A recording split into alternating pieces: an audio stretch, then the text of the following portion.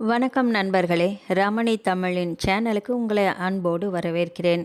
மனதை வருடும் குடும்ப கதைகள், உணர்வு பூர்வமான காதல் நாவல்கள், வாழ்க்கையை பேசும் சிறுகதைகள் என்று உங்கள் இதயத்திற்கு நெருக்கமான படைப்புகளை தொடர்ந்து கேட்க நமது சேனலை சப்ஸ்கிரைப் செய்ய மறக்காதீர்கள். அருகில் இருக்கும் பெல் பட்டனை அழுத்தி விடுங்கள். இன்று நாம் கேட்கப் போகும் நாவல் தேவதையின் அம்சம் நீயே. வெளிப்புற அழகு அல்ல, அன்பும் நல்ல மனமும் தான் ஒரு மனிதனை உயர்த்துகிறது என்பதை உணர்வு பூர்வமாக சொல்லும் அழகான குடும்ப நாவல். வாருங்கள், கதைக்குள் பயணிக்கலாம்.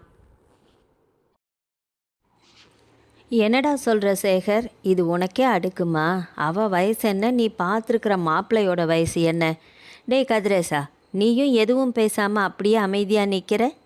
ராமநாதனின் குரல் அந்த வீட்டையே அதிரச் செய்தது. அவர் முகம் முழுவதும் கோபம் கொதித்தது. நெற்றியில் நரம்புகள் புடைத்து கொண்டிருந்தன. பல வருடங்களாக குடும்பத்துக்காக அமைதியாக வாழ்ந்த மனிதர் அவர். அந்த நிமிடத்தில் தன் கோபத்தை அடக்க முடியாமல் வெடித்திருந்தார். அந்த ஹாலில் இருந்த அனைவருமே தலை குனிந்து நின்றிருக்க, யாருக்கும் அவருடைய பார்வையை நேராக சந்திக்கும் தைரியமும் இல்லை.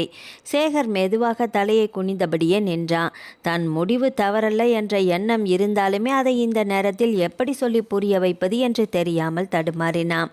கதிரேசன் சுவரோரமாக நின்றிருந்தான். ராமநாதனின் கோபம் புதிதல்ல, ஆனால் இவ்வளவு ஆத்திரமாக அவரை பார்த்தது இதுவே முதல் முறை.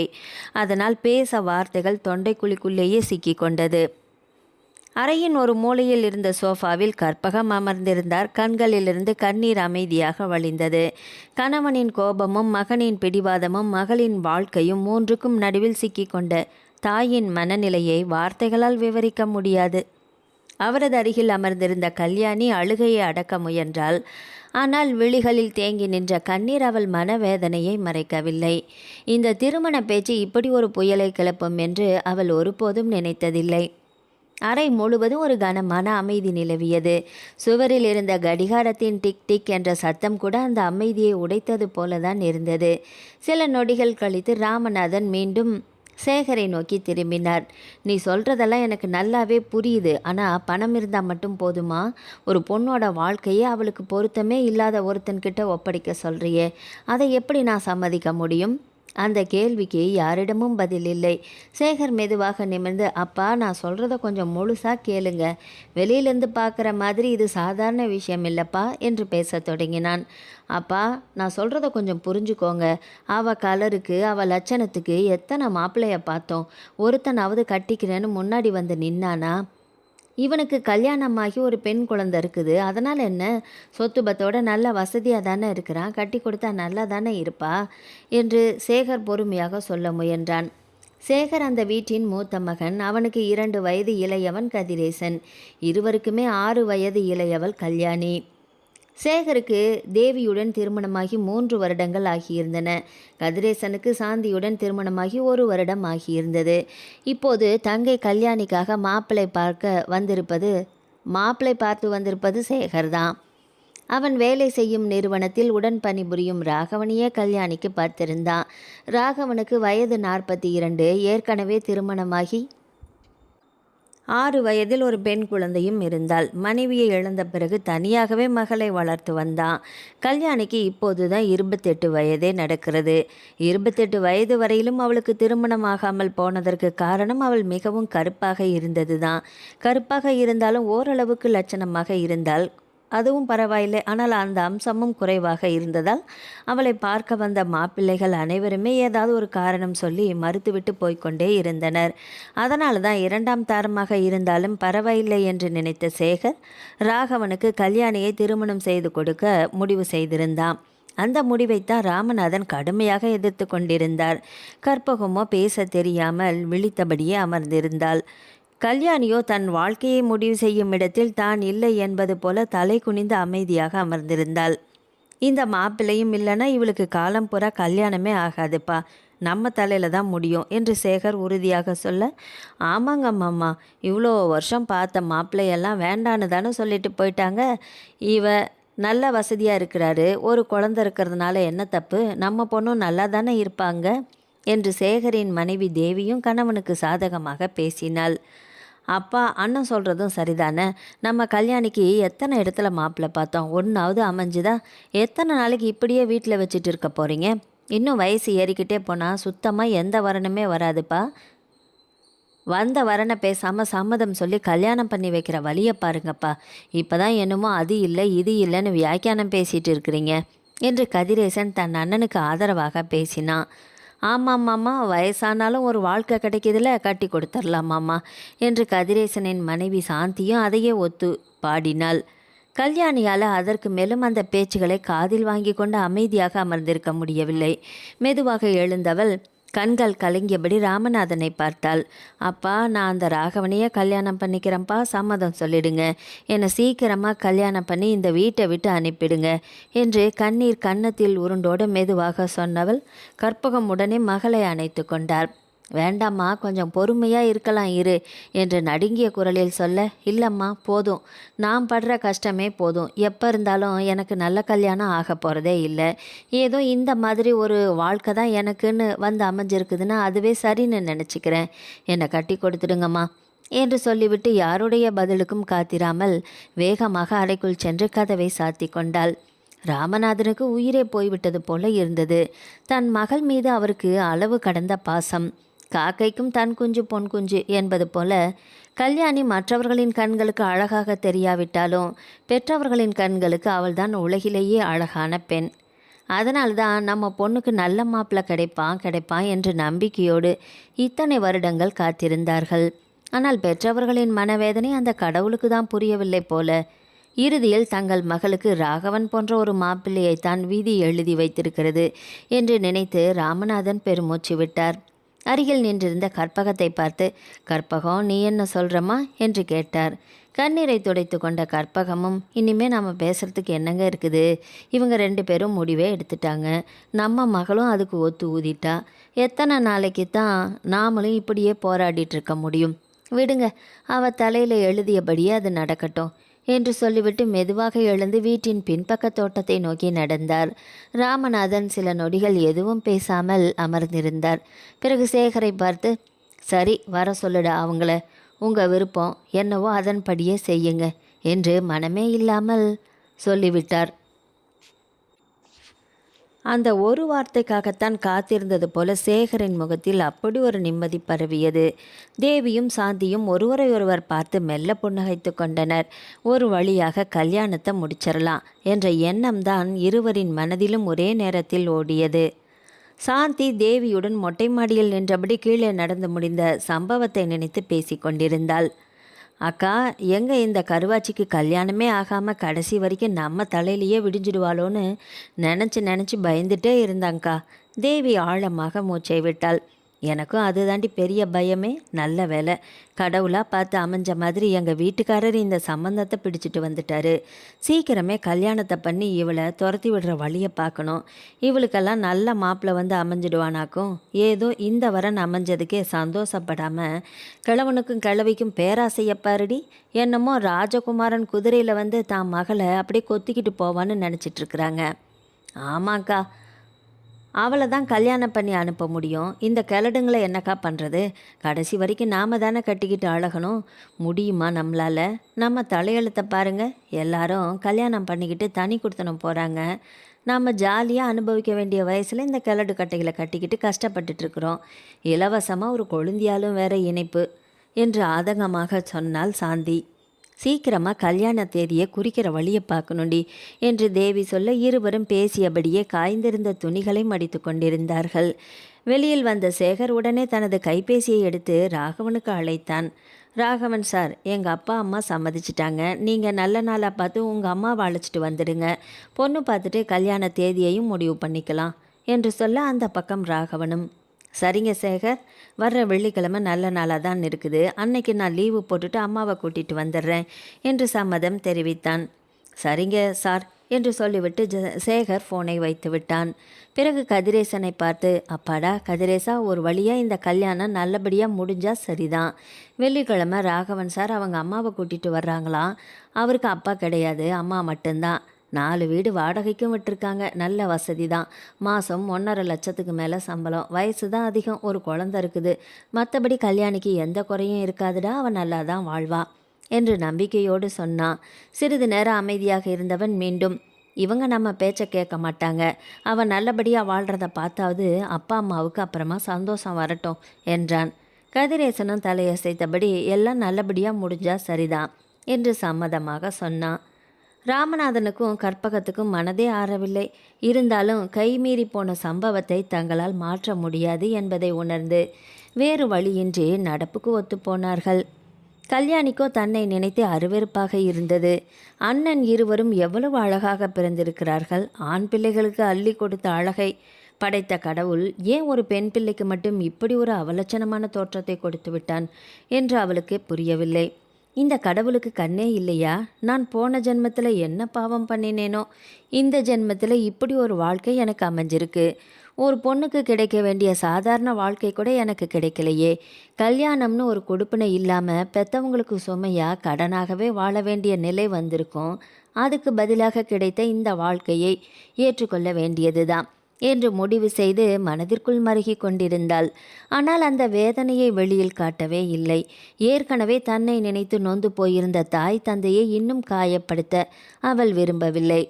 அவர்களின் மன நிம்மதிக்காகவாகுது இந்த வாழ்க்கையை ஏற்றுக்கொள்ள வேண்டும் என்று தன்னைத்தானே சமாதானப்படுத்தி கொண்டாள்.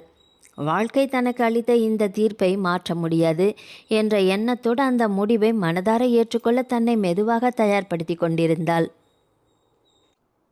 அழுது கொண்டே படுத்திருந்த கற்பகத்தை ராமநாதன் மெதுவாக சமாதானப்படுத்த முயன்றார். வீடு கற்பகம், போதும். உனக்கு ப்ரெஷர் ஏறிடுச்சுன்னா அதை தாங்குகிற சக்தியும் எனக்கு இல்லை. ஏற்கனவே கண்ணுக்கு கண்ணாக வளர்த்த மகளுக்கு இப்படி ஒரு வாழ்க்கை அமைய போகுதேன்னு நினச்சாலே என் நெஞ்சே தவிக்குதுடி. இந்த சமயத்தில் உனக்கும் ஏதாவது ஆயிடுச்சுன்னா என்னால் தாங்க முடியுமா கற்பகம்? நம்ம தலையெழுத்து அவ்வளவுதான். நம்ம பொண்ணு வாழ்க்கையை நினச்சி கண்ணீர் விடணும்னு விதி எழுதியிருக்கு. சரி விடு, யாருக்கு என்ன நடக்கணுமோ அதுதானே நடக்கும். நம்மால் என்ன மாற்ற முடியும் சொல்லு? இறைவன் தீர்ப்பை யாரால் மாற்ற முடியும் என்று சொல்லிக்கொண்டே கற்பகத்தின் தலையை மெதுவாக கோதி ஆறுதல் கூறினார். படுக்கையிலிருந்து எழுந்து அமர்ந்த கற்பகம் கணவனின் இரு கைகளையும் இறுக பற்றி கொண்டாள். எனக்கு ஆறுதல் சொல்கிறீங்களே, இந்த சமயத்தில் உங்கள் மனசு எவ்வளவு கலங்கி தவிச்சிருக்கும் எனக்கும் அது புரியுதுங்க. உங்கள் மனவேதனையெல்லாம் ஒதுக்கி வச்சுட்டு எனக்கு இப்போ ஆறுதல் சொல்லிகிட்ருக்கிறீங்களே என்று சொல்லி மீண்டும் கண்ணீர் வடித்தாள். ராமநாதன் எதுவும் பேசவில்லை. அவளது கண்ணீரை மெதுவாக துடைத்துவிட்டு முதுகை தட்டி கொடுத்து தன் தோளோடு அணைத்து கொண்டார். அந்த அணைப்பில் வார்த்தைகளால் சொல்ல முடியாத வலியும் ஆறுதலும் இயலாமையும் ஒன்றாக கலந்திருந்தது. இருவரும் எதுவும் பேச முடியாமல் நீண்ட நேரம் அமைதியாக அமர்ந்திருந்தனர். வெள்ளிக்கிழமையும் வந்தது. சேகர் சொன்னபடியே ராகவன் தன் தாய் லட்சுமியையும் பார்த்து தன் மகள் கீர்த்தனாவையும் அழைத்து கொண்டு பெண் பார்க்க வந்திருந்தான். ராகவனை முதன்முறையாக நேரில் பார்த்த ராமநாதனுக்கும் கற்பகத்துக்கும் ஒரு கணம் ஆச்சரியத்தில் கண்களை மூடவே முடியவில்லை. 42 வயது என்று யாராலுமே சொல்ல முடியாத தோற்றம்தான். அதிகபட்சம் 35 வயதுடையவன் போலத்தான் இருந்தான். மாநிறம் என்றாலுமே முகத்தில் ஒரு கம்பீரமும் கலையும் இருந்தது. எளிமையான உடையிலும் கண்ணியமாக தோன்றினான். உடலில் அனாவசியமான சதையின்றி மெடுக்காகவே தோன்றினான். ஒரு நொடி ராமநாதனே அவனை பார்த்து தடுமாறி போனார். பையன் நல்லா தானே இருக்கான், நம்ம பொண்ணு கொடுத்து வச்சிருக்கணும். ஆனால் இவன் ஏன் நம்ம கல்யாணியை கல்யாணம் பண்ணிக்க சம்மதம் சொன்னான் என்ற கேள்வி மீண்டும் மீண்டும் அவரது மனதில் எழுந்தது. ஏற்கனவே கல்யாணியின் புகைப்படத்தை பார்த்து சம்மதம் தெரிவித்த பிறகுதான் ராகவன் வீட்டிற்கே வந்திருந்தான். அதுதான் ராமநாதனுக்கு இன்னும் உறுத்தலாக இருந்தது. லட்சுமி அம்மாளும் அமைதியான கண்ணியமான தோற்றத்தோடு தான் இருந்தார். அவர்களுடன் வந்திருந்த கீர்த்தனா துருதுரு என்று வீட்டுக்குள் ஓடி வந்தாள். கல்யாணியை பார்த்ததும் அம்மா என்று அழைத்தபடியே அவளை ஓடி வந்து கட்டிக்கொண்டாள். எதிர்பாராத அந்த அணைப்பில் கல்யாணி திகைத்து போனாள். அந்த சிறுமியின் அன்பு அவள் மனதை ஒரு நொடியில் நிகழச் செய்தது. கண்களில் நீர் மின்ன குழந்தையை அன்போடு அணைத்து கொண்டாள். அந்த காட்சியை பார்த்த கற்பகமும் ராமநாதனும் ஒருவரை ஒருவர் பார்த்து கொண்டார்கள். வந்திருந்த மூவரையும் பார்த்தபோது அவர்கள் நல்ல மனம் கொண்ட மனிதர்களாகவே தெரிந்தார்கள். அதனால் இதுவரை மனதில் இருந்த சிறு தயக்கம் கூட கொஞ்சம் கொஞ்சமாக குறையத் தொடங்கியது. அதே நேரம் சமையல் அறையில் டீயும் பஜ்ஜியும் தயாரித்து கொண்டிருந்த தேவியும் சாந்தியும் மெதுவாக பேசி கொண்டிருந்தனர். ராகவனை பார்த்த சாந்திக்கு பொறாமையால் பேச்சே வரவில்லை. அவள் தேவியின் காதருகே வந்து மெதுவாக, அக்கா, இந்த கருவாச்சிக்கு இப்படி ஒரு மாப்பிள்ளையா? 2ஆம் தரம்னு சொன்னதும் ஏதோ அறக்கிழவனை தான் அவங்க வீட்டுக்காரர் பிடிச்சிட்டு வந்திருப்பாருன்னு நினச்சேன். ஆனால் மாப்பிள்ளைய பாருக்கா, அசத்தலாக இருக்காரே. இது தெரியாமல் இந்த கிழடுங்க ரெண்டும் என்னம்மா குதிச்சுதுங்க என்று முணுமுணுத்தாள். தேவியும் ஆச்சரியத்துடனே, ஆமாண்டி, நானுமே இதை எதிர்பார்க்கல. என் புருஷன் மொட்டையாக விஷயத்தை மட்டும் சொன்னதுனால மாப்பிள்ளை ஃபோட்டோ கூட காட்டலையேடி. ஏதோ இவளை தள்ளி விட்டா போதும்னு நானும் தான் நினச்சேன். ஆனால் இவளுக்கு இப்படி ஒரு அதிர்ஷ்டம் கிடைக்கும்னு கனவுல கூட நினைக்கலடி என்று தானும் அதே குரலில் பதில் சொன்னாள்.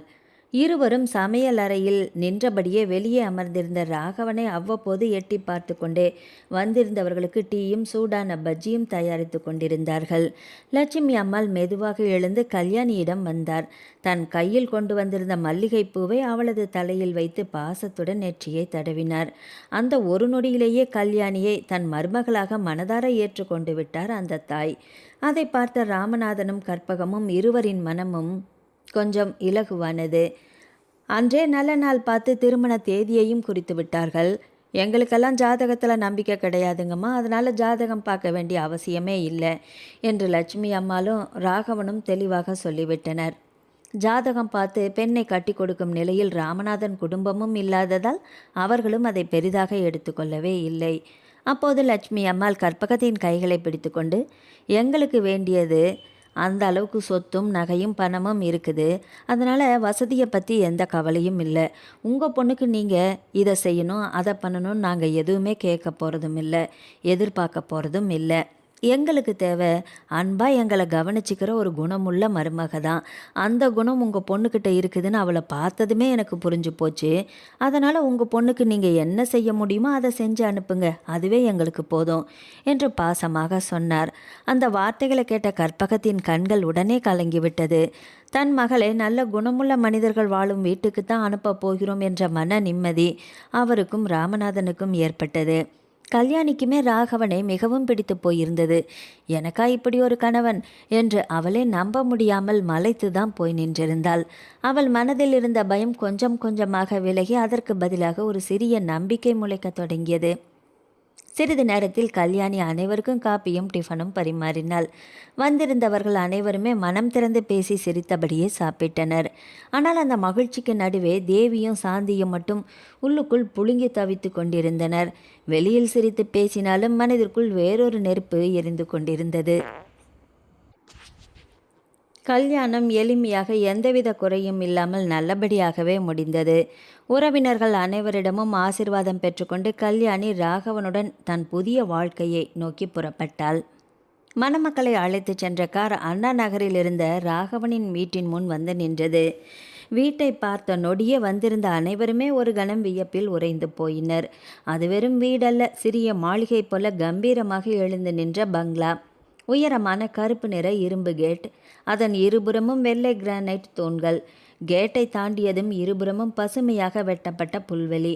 நடுவே பதிக்கப்பட்டிருந்த கல் நடைபாதை நேராக போர்டிகோ வரை சென்றது. வாசலை சுற்றி பல வண்ண ரோஜா செடிகள், மல்லிகை, நந்தியாவட்டை, செம்பருத்தி என்று பூச்செடிகள் வரிசையாக மலர்ந்து வீட்டையே மணக்கச் செய்து கொண்டிருந்தது. போர்டிகோவில் ஒரே நேரத்தில் 2 கார்கள் நிற்கும் அளவுக்கு விசாலமான இடம். வீட்டின் வெளிப்புறம் முழுவதுமே வெள்ளை மற்றும் இளம் கிரீம் நிறத்தில் பூசப்பட்டிருந்தது. முதல் மாடியில் அகலமான பால்கனியை சுற்றியிருந்த கண்ணாடி கைப்பிடிகள் வெயில் ஒளியில் மின்னிக் கொண்டிருந்தது. தேக்கு மரத்தால் செய்யப்பட்ட பிரம்மாண்டமான பிரதான கதவு, அதன் இருபுறமும் உயரமான கண்ணாடி ஜன்னல்கள் மாலைகளாலும் தோரணங்களாலும் அலங்கரிக்கப்பட்டு திருமண வீட்டின் அழகை இன்னும் கூட்டி காட்டியது. உள்ளே நுழைந்ததும் பளிங்கு கற்கள் பதிக்கப்பட்ட தரை பலபல என்று மின்னியது. மேலே தொங்கியிருந்த பெரிய கிறிஸ்டல் சாண்ட்லியர் ஒளி வீச அந்த ஹால் முழுவதும் அரண்மனை போல காட்சியளித்தது. அழகிய சோஃபாக்கள், தேக்கு மரத்தில் செய்யப்பட்ட ஷோகேஸ்கள், சுவரில் மாட்டப்பட்டிருந்த ஓவியங்கள், மூலை முடுக்குகளில் வைக்கப்பட்டிருந்த அலங்கார செடிகள் ஒவ்வொன்றும் அந்த வீட்டின் செழுமையை பறைசாற்றியது. அதை பார்த்த தேவியும் சாந்தியும் ஒரு நொடி வாயடைத்து போயினர். பிறகு தேவி மெதுவாக சாந்தியின் காதருகே வந்து, 3 பேருக்கு இவ்வளோ பெரிய வீடா? இந்த கருவாச்சிக்கு வந்த வாழ்க்கையை பாருக்கா. இவ்வளவு மாளிகை மாதிரி இந்த கருவாச்சிக்கு வந்த வாழ்க்கையை பாருடி. இவ்வளவு மாளிகை மாதிரி வீட்டில் வாழ்கிறதுக்கு கொடுப்புன இருக்கணுமில்ல என்று பற்களை கடித்தாள். சாந்தியும் வீட்டை சுற்றி ஒரு முறை பார்த்துவிட்டு, நம்ம பாரு புறா கூண்டு மாதிரி இருக்கிற வீட்டில் குடும்பம் நடத்த வேண்டியதாக இருக்குதேக்கா. நம்ம தலையெழுத்து தான் மோசமாக இருக்கும் போல, இவளுக்கு நல்ல தலையெழுத்து தான் போலக்கா என்று பொறாமையோடு முணுமுணுத்தாள்.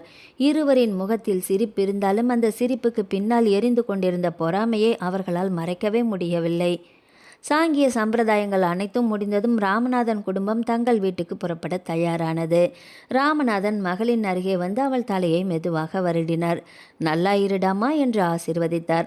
கற்பகமும் மகளை கட்டி பிடித்து கொண்டார். உனக்கு நல்ல வாழ்க்கை தாண்டா அமைஞ்சிருக்குது, நீ நல்லாவே இருப்ப என்று மனமாற வாழ்த்தினார். பெற்றோரின் அந்த பாசத்தை பார்த்த கல்யாணியின் கண்கள் மீண்டும் கலங்கின. அந்த காட்சியை பார்த்த தேவியும் சாந்தியும் மட்டும் முகத்தை சுளித்து கொண்டார்கள். சேகருக்கும் கதிரேசனுக்கும் மனம் நிறைவாக இருந்தது. எப்படியோ கல்யாணிக்கு நல்ல வாழ்க்கை அமைஞ்சிடுச்சு என்ற திருப்தி இருவரின் முகத்திலும் தெரிந்தது. அனைவரும் விடைபெற்று கிளம்ப தயாராக கல்யாணியால் அழுகையை அடக்கவே முடியவில்லை. தாய் தந்தை இருவரின் கைகளையும் இறுக பற்றி கொண்டு குழந்தையைப் போல கதறி கதறி அழுதாள். கற்பகம் கண்ணீரை துடைத்துவிட்டு மகளை மீண்டும் தன்னோடு அணைத்து கொண்டாள். அதை பார்த்த லட்சுமி அம்மாளின் கண்களும் கலங்கி போயின. அந்த நேரம் கீர்த்தனா ஓடி வந்து, அம்மா அழாதம்மா, நான் உன் கூடவே இருக்கனில்லை என்று சொல்லி கல்யாணியை கட்டி கொண்டாள். அந்த சிறுமியின் மழலை வார்த்தைகள் கல்யாணியின் மனதை இலக்கியது. அவளை முதுகோடு அணைத்து கொண்டவள் அழுகையை மறந்து மெல்ல சிரித்தாள். அதை கண்ட ராகவனின் மனம் நிறைந்தது. அதன் பிறகு ராமநாதனும் கற்பகமும் மனதை தேற்றிக்கொண்டு அனைவரிடமும் விடைபெற்று கிளம்பினர். வீட்டு வாசல் வரை வந்து நின்று அவர்களை வழி அனுப்பிய லட்சுமி அம்மாள் கார் கண்ணுக்கு தெரியாமல் மறைந்த பிறகுதான் உள்ளேயே திரும்பினார். பிறகு ராகவனை பார்த்து, ராகவா, கல்யாணியை கூட்டிகிட்டு போய் உங்கள் ரூமை காட்டு என்று சிரித்தபடியே சொன்னார். சரிம்மா என்று பதிலளித்த ராகவன் கல்யாணியை பார்த்து மெதுவாக புன்னகைத்தான். வா என்று சொல்லி அவளது கையை மெதுவாக பிடித்து கொண்டான். முதல் முறையாக அவனது கரம் தன் கரத்தை தொட்டதும் கல்யாணியின் இதயம் வேகமாக துடித்தது. அவன் கைப்பிடியை விளக்காமல் அமைதியாக அவனோடு நடந்தாள். இருவரும் படிக்கட்டில் ஏறி முதல் மாடிக்கு சென்றனர். நீண்ட வழித்தடத்தின் கடைசியில் இருந்த தேக்கு மர கதவை திறந்தான். இதுதான் நம்ம ரூம் என்று ராகவன் சொன்னான். அறைக்குள் நுழைந்த கல்யாணி ஒரு நொடி அப்படியே திகைத்து போய் நின்று விட்டாள். அவள் கண்கள் ஆச்சரியத்தில் அகல விரிந்தன. ராகவன் கதவை மெதுவாக திறந்தான். வா கல்யாணி, வந்து நம்ம ரூமப்பார் என்று புன்னகையுடன் உள்ளே அழைத்து சென்றான். அறைக்குள் காலடி வைத்த கல்யாணி அந்த இடத்தின் பிரம்மாண்டத்தை பார்த்து அப்படியே நின்று விட்டாள். அது வெறும் படுக்கை அறை இல்லை, ஒரு நட்சத்திர ஹோட்டலின் மாஸ்டர் சூட் போல நேர்த்தியாக அமைக்கப்பட்டிருந்தது. கிட்டத்தட்ட 600 சதுரடிக்கு மேலே பறந்து விரிந்த அறை. சுவர்கள் முழுவதும் இளம் கிரீம் நிறத்தில் பூசப்பட்டு ஒரு சுவரில் மட்டும் மரத்தால் செய்யப்பட்ட அலங்கார பேனல்கள் பொருத்தப்பட்டிருந்தன. அறையின் நடுவில் 6 அடி அகலமுள்ள பிரம்மாண்டமான கிங் சைஸ் கட்டில். தேக்கு மரத்தில் செதுக்கப்பட்ட அந்த கட்டிலின் தலைப்பாலகையில் அழகிய வேலைப்பாடுகள் இருந்தன. அதன் மீது பனி போல வெண்மையான விரிப்பும் மென்மையான தலையணைகளும் நேர்த்தியாக அடுக்கி வைக்கப்பட்டிருந்தன. கட்டிலுக்கு இருபுறமும் சிறிய நைட் லேம்புகள், அவற்றின் மஞ்சள் நிற ஒளி அறைக்கு இதமான அமைதியை கொடுத்தது. எதிரே இருந்த முழு சுவரையும் ஆக்கிரமித்த அளவுக்கு பெரிய மர அலமாரி. அதன் ஒரு பகுதி முழுவதும் கண்ணாடியால் அமைக்கப்பட்டிருந்தது. அருகிலேயே அழகான ட்ரெஸ்ஸிங் டேபிள், அதில் புதிதாக வைக்கப்பட்டிருந்த வாசனை திரவியங்கள், சீப்புகள், அழகு சாதன பொருட்கள் அனைத்துமே ஒழுங்காக அடுக்கப்பட்டிருந்தன. ஜன்னல்களை மறைத்திருந்த அடர் நீல நிற திரைச்சீலைகள் மென்மையான காற்றில் மெதுவாக அசைந்தது. ஜன்னலை திறந்தால் கீழே பறந்து விரிந்திருந்த பசுமையான தோட்டம் முழுவதும் கண்களுக்கு விருந்தாக தெரிந்தது. ரோஜா, மல்லிகை, செம்பருத்தி, அரளி என்று பலவித மலர்கள் மலர்ந்து பூத்து குலுங்கியது. அந்த அரை வரை மனத்தை பரப்பி கொண்டிருந்தது. ஒரு மூலையில் 2 பேர் அமர்ந்து பேசுவதற்காக மென்மையான குஷன் சோஃபாக்களும் நடுவில் சிறிய டீப்பாயும் வைக்கப்பட்டிருந்தது. அதற்கருகில் ஒரு புத்தக அலமாரி, அதில் நாவல்கள், ஆன்மீக புத்தகங்கள், தொழில் சம்பந்தமான நூல்கள் என்று வரிசையாக அடுக்கப்பட்டிருந்தன. சுவரில் மாட்டப்பட்டிருந்த பெரிய LED தொலைக்காட்சி, அதன் கீழே அழகான மர கேபினெட், மேலே அமைதியை உணர்த்தும் இயற்கை காட்சிகளின் ஓவியங்கள் ஒவ்வொன்றும் அந்த அறையின் அழகை இன்னும் மெருகூற்றி காட்டியது. அறையுடன் இணைந்திருந்த குளியலறை கூட சாதாரணமாக இல்லை. முழுவதும் இத்தாலியன் மார்பிள் கற்களால் அமைக்கப்பட்டிருந்தது. கண்ணாடி ஷவர் பகுதி, பெரிய வாஷ் பேஷன், சுவரில் பதிக்கப்பட்ட கண்ணாடி, நவீன வசதிகள் அனைத்துமே இருந்தது. அந்த அறையை பார்த்த கல்யாணி மூச்சுவிட மறந்து நின்றாள். இது நம்ம ரூமா என்று அவளது மனம் மீண்டும் மீண்டும் கேட்டுக்கொண்டே இருந்தது. இவ்வளவு வசதியான வாழ்க்கை ஒரு நாளும் தனக்கு அமையும் என்று அவள் கனவில் கூட நினைத்து பார்த்ததே இல்லை. அவளது ஆச்சரியத்தையே ரசித்தபடி கதவோரம் சாய்ந்து நின்று புன்னகையுடன் அவளை பார்த்து கொண்டிருந்தான் ராகவன். கல்யாணியால் தான் கண்களையே நம்ப முடியவில்லை. தனக்கா இப்படி ஒரு வசதியான வாழ்க்கை என்ற பிரமிப்பில் உறைந்து போய் நின்றாள். அவள் வாழ்ந்த வீட்டிற்கும் இந்த அறைக்கும் இடையே வானத்துக்கும் பூமிக்குமான வித்தியாசம் இருந்தது. இவ்வளவு வசதியும் இவ்வளவு நேர்த்தியும் இவ்வளவு அழகும் நிறைந்த வாழ்க்கை ஒரு நாள் தனக்கு கிடைக்கும் என்று அவள் கனவில் கூட நினைத்ததில்லை. ஆச்சரியத்தில் உறைந்து நின்ற அவளின் முகத்தையே பார்த்தபடி ராகவன் மென்மையாக புன்னகைத்து கொண்டிருந்தான். ஆனால் கல்யாணியின் மனதிற்குள் வேறு ஒரு போராட்டம் நடந்து கொண்டிருந்தது. நானோ அடர் கருப்பு, அவ்வளவு லட்சணமும் கிடையாது, ஏதோ பார்க்கும்படியாக இருக்கிறேன் என்று கூட சொல்ல முடியாது, அவ்வளவுதான். ஆனால் இவரோ, அவளது பார்வை ராகவனை நோக்கி திரும்பியது. ஒரு ஹீரோ மாதிரி இருக்கிறாரு. உயரமான உடல்வாகு, மாநிறமாக இருந்தாலுமே கம்பீரமான முகம், எப்போதுமே அமைதியாக இருக்கும் கண்கள், அளவான பேச்சு. எந்த வகையிலுமே தன்னுடன் பொருந்தி பார்க்க முடியாத மனிதராகத்தான் அவளுக்கு தோன்றினா ராகவன். இவர் நினைச்சிருந்தா 2ஆம் தாரம் என்ன, 3ஆம் தாரமாக கூட கல்யாணம் பண்ணிக்க எத்தனையோ பெண்கள் சம்மதித்திருப்பார்களே. இந்த வசதியை பார்த்தாலே போதுமே, குழந்தை இருக்கிறதெல்லாம் யாருக்கும் பெரிய விஷயமாகவே தெரிய போவதில்லை. இந்த சொத்து, இந்த வீடு, இந்த வாழ்க்கைக்காக எத்தனையோ அழகான பெண்கள் போட்டி போட்டுக்கொண்டு தவம் இருப்பார்கள், வந்திருப்பார்களே. அப்படி இருக்க ஏன் என்னை எதுக்காக என்னை கல்யாணம் பண்ணிக்கிட்டாரு? அந்த கேள்வி மீண்டும் மீண்டும் அவளது மனதை குடைந்தது. அவனது பார்வையை சந்திக்கவும் தயக்கமாக இருந்தது.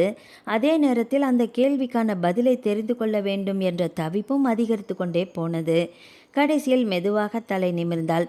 புரியாத புதிரை பார்ப்பது போல ராகவனின் முகத்தையே இமைக்க மறந்து பார்த்து கொண்டு நின்றாள் கல்யாணி. என்ன கல்யாணி என்று மெதுவாக அழைத்தான் ராகவன். அவள் இன்னும் அவனையே புரியாத பார்வையோடு பார்த்து கொண்டிருக்கு. எதுக்கு இப்படி பார்க்குற? என்ன உன் மண்டைக்குள்ளே என்ன ஓடிட்டுருக்கு என்று குறும்புடன் புன்னகையுடன் கேட்டான். கல்யாணி சட்டென்று பார்வையை தாழ்த்தி கொண்டாள். ஒன்றும் இல்லை என்று மெதுவாக சொல்ல, பொய் என்று சிரித்தான் ராகவன். உன் முகத்தை பார்த்தாலே தெரியுதே, ஏதோ மனசுக்குள்ளே போட்டு குழப்பிட்டுருக்கிறன்னு என்று சொல்லிக்கொண்டு அவளது கையை மெதுவாக பற்றினான். அவள் திடுக்கிட்டு அவனை நிமிர்ந்து பார்த்தாள். வா என்று மென்மையாக அழைத்தபடி அவளை கட்டிலுக்கு அருகே அழைத்து சென்றான். கட்டிலில் அவளை அமர வைத்துவிட்டு அவனும் அவள் அருகில் அமர்ந்தான். பிறகு அவளது இரு கைகளையும் தன் கைகளுக்குள் மெதுவாக பொத்தி வைத்து கொண்டான். அவனது கரங்களின் வெப்பத்தில் கல்யாணியின் இதய துடிப்பு இன்னும் வேகமானது. அவளோ தலை குனிந்தபடியே அமைதியாக அமர்ந்திருந்தாள். அவளது விரல்கள் லேசாக நடுங்குவதை உணர்ந்த ராகவன் அவற்றை மெதுவாக அழுத்தி பிடித்தான். சொல்லு கல்யாணி என்று மென்மையான குரலில் ஆரம்பித்தான். உன் மனசுக்குள்ள என்ன கேள்வி ஓடிட்டுருக்குது என்று புன்னகையோடு கேட்டான். கல்யாணி மெதுவாக தலை குனிந்தாள். உணர்ச்சியால் வறண்டு போயிருந்த தொண்டையில் எச்சிலை விழுங்கி கொண்டு என்ன பேசுவது என்ற தயக்கத்தில் சில நொடிகள் அமைதியாக இருந்தாள். ராகவன் அவளை அவசரப்படுத்தவில்லை. அவளது கைகளின் மீது தன் கரங்களை வைத்தபடியே பொறுமையாக காத்திருந்தான் அவள் பதிலுக்காக. சிறிது நேரத்திற்கு பிறகு கல்யாணி மெதுவாக தலை நிமிர்ந்து அவனை பார்த்தாள். இல்லை என்று ஆரம்பித்தவள் மீண்டும் வார்த்தைகளை தேடினாள் பேசுவதற்கு. நீங்கள் பார்க்குறதுக்கு ரொம்ப ரொம்ப அழகாக இருக்கீங்க. அவள் சொன்ன அந்த வார்த்தையில் ராகவனின் உதட்டில் புன்னகை மலர்ந்தது. ஆனால் அவள் அடுத்ததாக சொன்னது அந்த புன்னகையை மெதுவாக மறைய வைத்தது. நானும் சுமாரானவ தான். என்ன மாதிரி ஒரு பொண்ணை ஏன் கல்யாணம் பண்ணிக்கிட்டீங்க என்று திக்கி திணறிபடியே கேட்டு முடித்து விட்டாள். நீங்கள் நினச்சா நல்ல பணக்கார இடமாவே பார்த்து ரொம்ப அழகான பொண்ணையே கல்யாணம் பண்ணியிருக்கலாமே. உங்களுக்கு அது கஷ்டமே இல்லை. அப்படி இருக்கும்போது ஏன் என்ன போய் தேர்ந்தெடுத்தீங்க, கல்யாணம் பண்ணிக்கிட்டீங்க? கடைசி வார்த்தையை சொல்லும்போது அவளது குரல் நடுங்கியது. அவளது கண்களில் மீண்டும் கண்ணீர் துளிர்த்தது. பல வருடங்களாக மனதிற்குள் புதைத்து வைத்திருந்த தாழ்வு மனப்பான்மை அந்த ஒரு கேள்வியாக அவளது உதடுகளை தாண்டி வெளியே வந்துவிட்டது. பதற்றமும் பயமும் பதிலை அறிந்து கொள்ளும் தவிப்பும் கலந்த பார்வையுடன் ராகவனின் முகத்தையே பார்த்து கொண்டிருந்தாள் கல்யாணி. கல்யாணியின் கேள்வியை கேட்ட ராகவனின் உதட்டிலும் மெல்லிய புன்னகை தோன்றியது. ஆனால் அது மகிழ்ச்சியான புன்னகை இல்லை, கசப்பை மறைக்க முயன்ற புன்னகை. அவன் பார்வை ஒரு நொடி ஜன்னலுக்கு வெளியே சென்று நின்றது. பிறகு ஆழமாக ஒரு பெருமூச்சை விட்டவன் மீண்டும் கல்யாணியை பார்த்தான். அழகு என்று மெதுவாக ஆரம்பித்தவன் தலையை லேசாக அசைத்தான். அழகுல என்ன இருக்கு கல்யாணி என்று கேட்டான். ஒரு மனுஷனுக்கு வாழ்க்கையில் நிம்மதியை கொடுக்கறது அழகு இல்லை, மனசு தான் என்று அமைதியாக சொன்னான். சில நொடிகள் அமைதியாக இருந்தவன் அவளது கைகளை இன்னும் இறுக்கமாக பற்றி கொண்டான். என் வாழ்க்கை எப்படி இருந்துச்சுன்னு உனக்கு தெரியுமா என்று கேட்டான். கல்யாணி அமைதியாக இல்லை என்று தலையசைத்தாள். ராகவன் மீண்டும் ஒரு பெருமூச்சை விட்டான். அவன் கண்களில் பழைய நினைவுகளின் நிழல் படர்ந்தது. இன்றைக்கி நீ பார்க்குற இந்த வாழ்க்கை, இந்த வீடு, இந்த வசதி, இதெல்லாம் மட்டும் பார்த்துட்டு என்னை பற்றி ஒரு முடிவுக்கு வந்துடாத கல்யாணி என்று மெதுவாக சொன்னான். நானும் வாழ்க்கையில் நிறைய இழந்திருக்கிறேன் கல்யாணி, நிறைய கஷ்டப்பட்டிருக்கேன். அவன் குரல் லேசாக கரகரத்தது. அந்த கடந்த காலத்தை மீண்டும் நினைவு கூர்வதே அவனுக்கு வேதனையான விஷயமாக இருந்தது. இருந்தாலும் தன் மனைவியிடம் எதையும் மறைக்க விரும்பவில்லை. தன் மனதில் பல வருடங்களாக பூட்டி வைத்திருந்த நினைவுகளின் கதவை மெதுவாக திறக்க ஆரம்பித்தான் ராகவன். ராகவன் ஆழமாக ஒரு பெருமூச்சை விட்டான். அவனது பார்வை ஜன்னலுக்கு வெளியே வெறித்து போனது. நான் எந்த பொறுப்பும் இல்லாமல் சுதந்திரமாக வாழ்ந்துட்டு இருந்தவன் கல்யாணி. எங்கள் அப்பா ராஜாமணி உயிரோடு இருந்த வரைக்கும் என்னை பற்றி நான் எதுவுமே யோசிக்க வேண்டிய அவசியமே வரலை. ராஜாமணி ராகவன் கன்ஸ்ட்ரக்ஷன்னு என் பேரில் ஒரு கன்ஸ்ட்ரக்ஷன் கம்பெனியவே ஆரம்பித்து நடத்திட்டு வந்தார். தொழிலில் நல்ல லாபம்தான், கை நிறைய காசு, எந்த கவலையும் இல்லாத ஜாலியான வாழ்க்கை. அப்படி சந்தோஷமாக போயிட்டுருந்த என் வாழ்க்கையில் தான் ரேவதி வந்தா. பார்க்க ரொம்ப அழகாக இருப்பா. அவளே வந்து என்னை காதலிக்கிறேன்னு சொன்னா. அவளை பார்த்ததும் எனக்கும் பிடிச்சு போச்சு. நானுமே காதலித்தேன். ஒரு வருஷம் உலகத்தையே மறந்து சந்தோஷமாக காதலித்தோம். ரேவதியும் நல்ல வசதியான குடும்பத்து பொண்ணு தான்.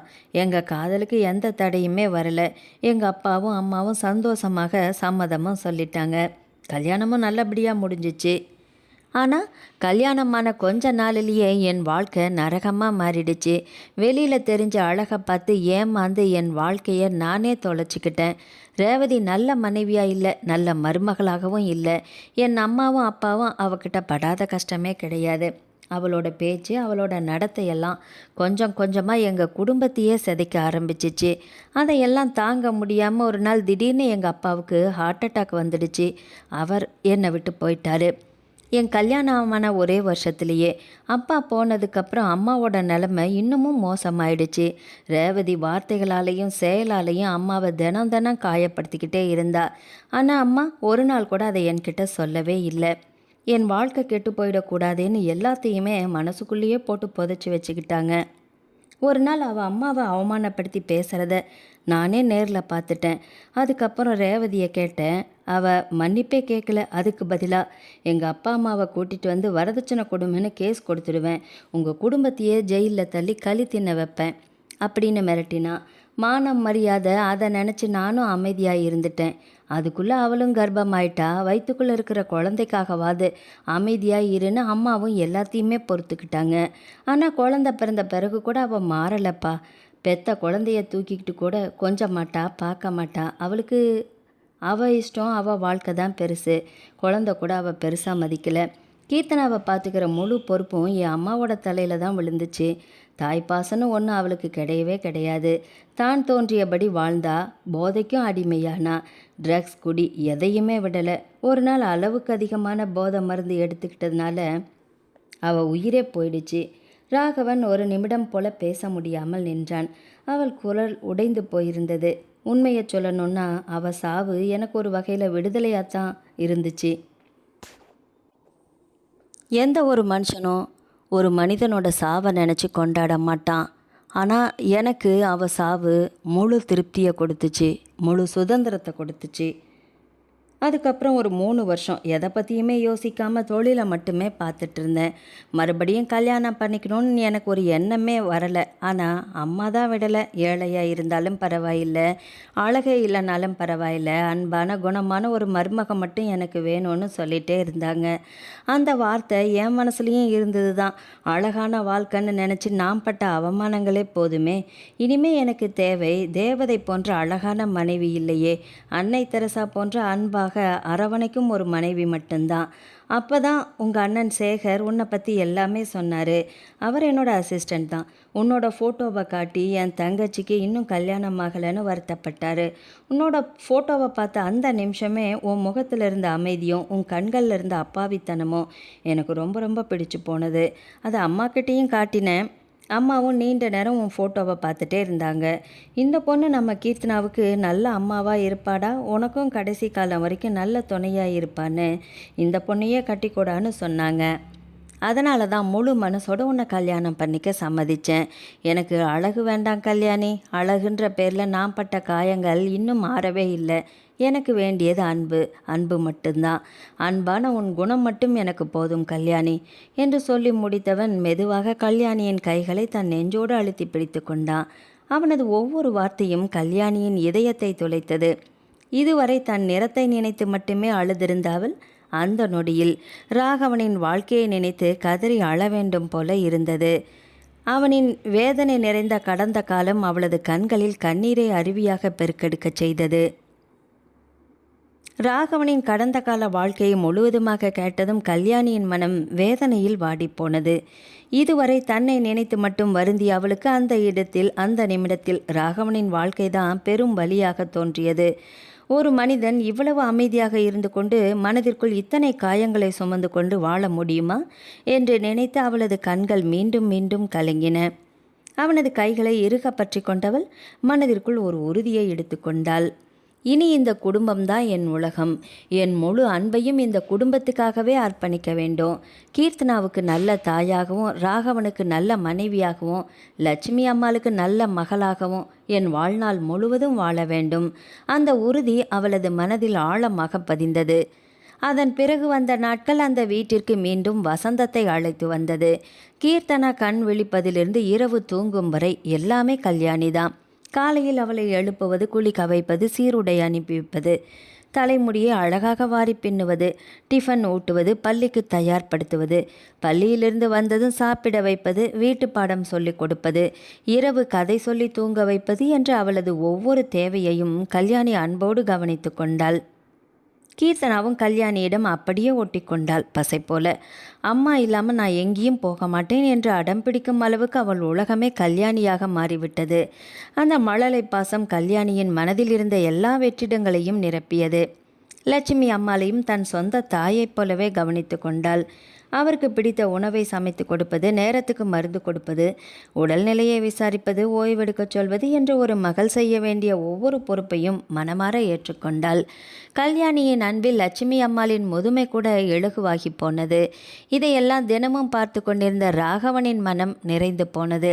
தான் பட்ட துன்பங்கள், அவமானங்கள், வேதனைகள் எல்லாமே கல்யாணியின் அன்பில் கொஞ்சம் கொஞ்சமாக கரைந்து காணாமல் போய் கொண்டிருந்தன. வீட்டிற்கு வர வேண்டும் என்ற ஆசை மீண்டும் அவனுக்குள் பிறந்தது.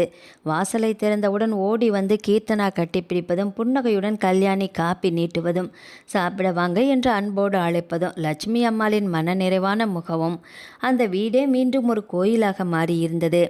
எந்த எதிர்பார்ப்பும் இல்லாமல் அன்பை மட்டுமே கொடுத்த அந்த பெண்ணின் மீது ராகவனுக்கு அளவிட முடியாத காதல் மெல்ல மெல்ல மலர்ந்தது.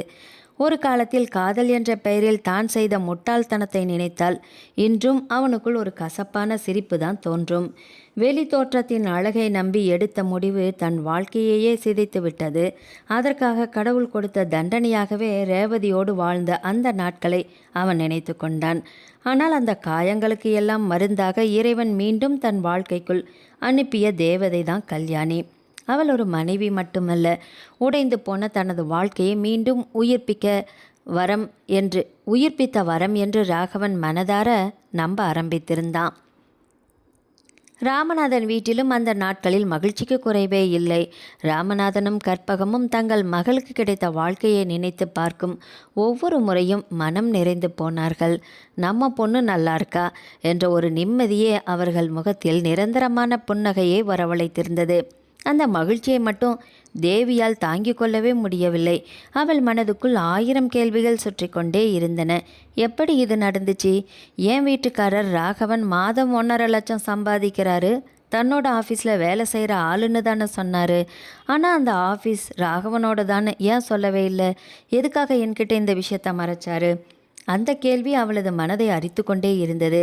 அதை பற்றியே சாந்தியிடம் திரும்ப திரும்ப பேசி புலம்பிக் கொண்டே இருந்தாள். இந்த மனுஷன் எதுக்காக என்கிட்ட பொய் சொன்னாருன்னே தெரியலடி. அவ்வளவு வசதி படைச்சவன் எதுக்காக இந்த கருவாச்சியை கட்டிக்கிட்டானோ ஒன்றும் புரியல. என்ன நடக்குதுன்னே புரியலையடி சாந்தி என்று எரிச்சலோடு சொல்ல, சாந்தியும் உடனே, அக்கா நீங்கள் இதை பற்றி மாமா கிட்ட கேட்கவே இல்லையா என்று தூண்டி விட்டாள். கேட்கணும்டி, கேட்கணும், வரட்டும், வேலை முடிஞ்சு வீட்டுக்கு வரட்டும், வச்சுக்கிறேன் கச்சேரி என்று பல்லை கடித்தாள் தேவி. பிறகு ஹாலில் சந்தோஷமாக பேசி கொண்டிருந்த ராமநாதனையும் கற்பகத்தையும் பார்த்தவளுக்கு கோபம் கொந்தளித்தது. முகத்தை சொலித்து கொண்டாள். மகளுக்கு நல்ல வாழ்க்கை அமைஞ்சிருச்சுன்னு இந்த கிழவனும் கிழவியும் என்ன சந்தோஷத்தில் இருக்காங்கன்னு பாத்தியாடி என்று ஆரம்பித்தவள் நிற்கவே இல்லை. அவளுக்கு கோடீஸ்வர வாழ்க்கை அமைஞ்சா இவங்க என்ன அவங்க கூட போய் உக்காந்து கூத்தடிக்க போகிறாங்களா? காலம் புறா இவங்களுக்கு கஞ்சி ஊற்ற போகிறது என்னமோ நாம தானே. இந்த புறா கூண்டு வீட்டில் தானே கடைசி வரைக்கும் இருக்க போகிறாங்க. அதெல்லாம் தெரியல பாரு இதுங்களுக்கு. என்னமோ உலகமாக அழகிய பெத்துட்ட மாதிரியும் அவளுக்கு அமைஞ்ச வாழ்க்கையை பற்றியும் 2 பேரும் வாய்க்கொள்ளாமல் சொல்லிக்கிட்டே திரியிறாங்க என்று கடுப்பாக சொன்னாள். தேவியின் வார்த்தைகளில் இருந்த பொறாமையும் எரிச்சலும் நாளுக்கு நாள் விஷம் போல அதிகரித்து கொண்டே போனது. அதை அமைதியாக கேட்டுக்கொண்டிருந்த சாந்தியும் தன் மனதிற்குள் அதே பொறாமையைத்தான் வளர்த்து கொண்டிருந்தாள். இரவு வேலை முடிந்து வீட்டிற்கு வந்த சேகர் வழக்கம் போல சட்டையை மாற்றிக்கொண்டு அமர்ந்தான். அவனை பார்த்த தேவி முகத்தை தூக்கி வைத்தபடியே, உங்ககிட்ட கொஞ்சம் பேசணும் என்று சொன்னாள். தேவியின் முகத்தை பார்த்த சேகரோ என்ன பேசணும் என்று சாதாரணமாகத்தான் கேட்டான். தேவி அவன் அருகே வந்து நின்றாள். ஆமாம், எதுக்காக என்கிட்ட நீங்கள் போய் சொன்னீங்க என்று எடுத்த எடுப்பிலேயே கோபமாக கேட்டாள். நான் என்ன போய் சொன்னேன் உங்ககிட்ட என்று ஒன்றுமே தெரியாதவன் போல கேட்டான் சேகர். ராகவன் உங்கள் ஆஃபீஸில் வேலை பார்க்குறவர்னு தானே சொன்னீங்க? ஆமாம், வேலை தானே செய்கிறாரு என்று அமைதியாக சொன்னான் சேகர். ஒரு வேலைன்னா அந்த ஆஃபீஸுக்கே முதலாளியே அவர் தானே, ஏன் அதை என்கிட்ட நீங்கள் சொல்லாமல் மறைச்சிங்க என்று தேவி சீறினாள். சேகர் ஒரு நிமிடம் அவளை பார்த்து சிரித்தான். முதலாளியாக இருந்தால் என்ன வேலை செய்ய மாட்டாங்களா? அவர் எனக்கு ஒரு நண்பன் மாதிரி தான். எங்கள் கூட வேலை செய்கிறவங்களோட தான் அவருமே சேர்ந்து வேலை பண்ணுவார், அதனால் அப்படி சொன்னேன் என்றான். சமாளிக்காதீங்க, அவர் பெரிய பணக்காரரு, அந்த ஆஃபீஸோட ஓனரே அவர் தான், அதை ஏன் என்கிட்ட நீங்கள் மறைச்சிங்க என்று விடாமல் அதையே திரும்ப திரும்ப கேட்டாள். இதனடா வம்பா போச்சு, அவர் அந்த ஆஃபீஸோட ஓனர், நானும் அவர் கூட வேலை செய்கிறேன், இதில் என்ன தப்பு இருக்குது? நீ கேட்குற மாதிரி அவர் முதலாளின்னு தனியாக வேற சொல்லணுமா? ஏதோ அந்த நேரத்தில் சொல்ல மறந்துருப்பேன், அதுக்கு போய் எதுக்கு இவ்வளோ கோபப்படுற? அதனால் இப்போ என்ன வந்தது என்று சேகர் இயல்பாக கேட்டான். அவன் அப்படி சாதாரணமாக கேட்டதும் தேவியால் அடுத்த வார்த்தையை என்ன சொல்வது என்று பேச முடியாமல் முழித்தாள். அவர் பணக்காரன்னு தெரிஞ்சிருந்தா இந்த கல்யாணத்தை நடக்கவே விட்டிருக்க மாட்டேன் என்று மனதிற்குள் கொதித்து கொண்டிருந்தாலும் அதை வெளியில் வாய்விட்டு சொல்ல முடியுமா? அவள் அமைதியாக நிற்பதை பார்த்த சேகரோ, இந்த சாதாரண விஷயத்துக்காக என்கிட்ட இப்போ சண்டை போட போறியா தேவி என்று கேட்டான்.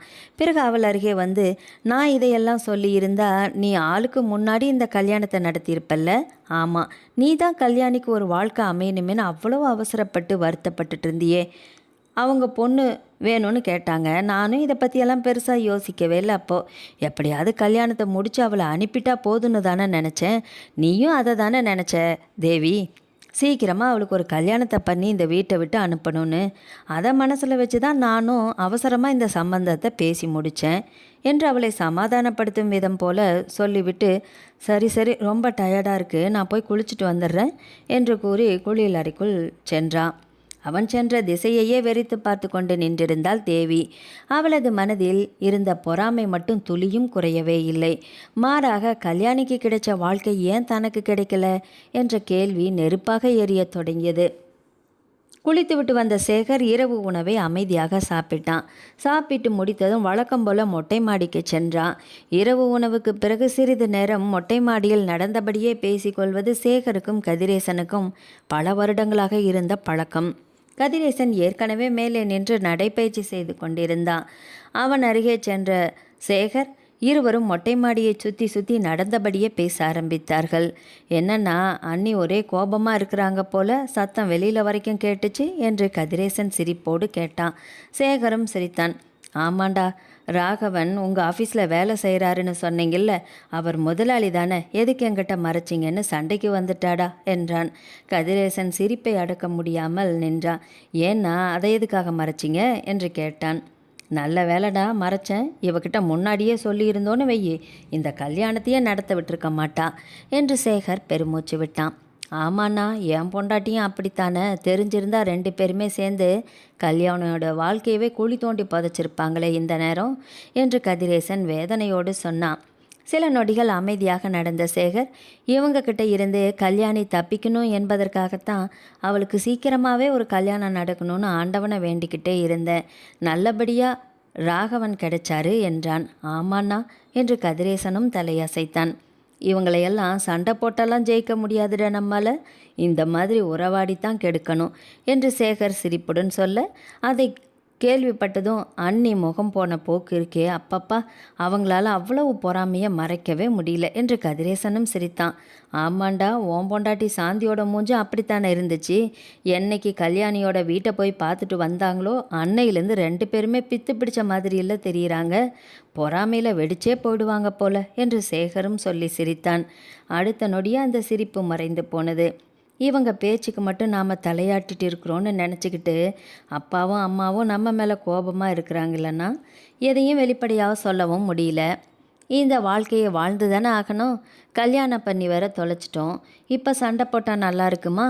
இவளுங்களை எல்லாம் உறவாடித்தானா கெடுக்கணும் என்று சேகர் வேதனையோடு சொன்னான். நீ சொல்கிறதும் சரிதான்டா, இல்லைன்னா நாம் 2 பேரையும் கூட முடியை பிடிச்சு அடிச்சுக்க வச்சிருப்பாளுங்க என்று சொல்ல கதிரேசன் சிரித்தபடியே அந்த சிரிப்புக்குள் ஏமாற்றமும் மறைந்திருக்க சிறிது நேரம் கழித்து அவன் மீண்டும், எது எப்படியோ அண்ணா, அடுத்தவங்க வாழ்க்கையை கெடுக்கிறதுல 2 பேருமே நம்பர் 1 தான் இருக்கிறாங்க. எப்படி தான் இந்த கூட்டு களவாணித்தனமாக சேர்ந்து கல்யாணியோட வாழ்க்கையை கெடுக்கணும்னு யோசிச்சுட்டு இருந்தாங்களோ தெரியல.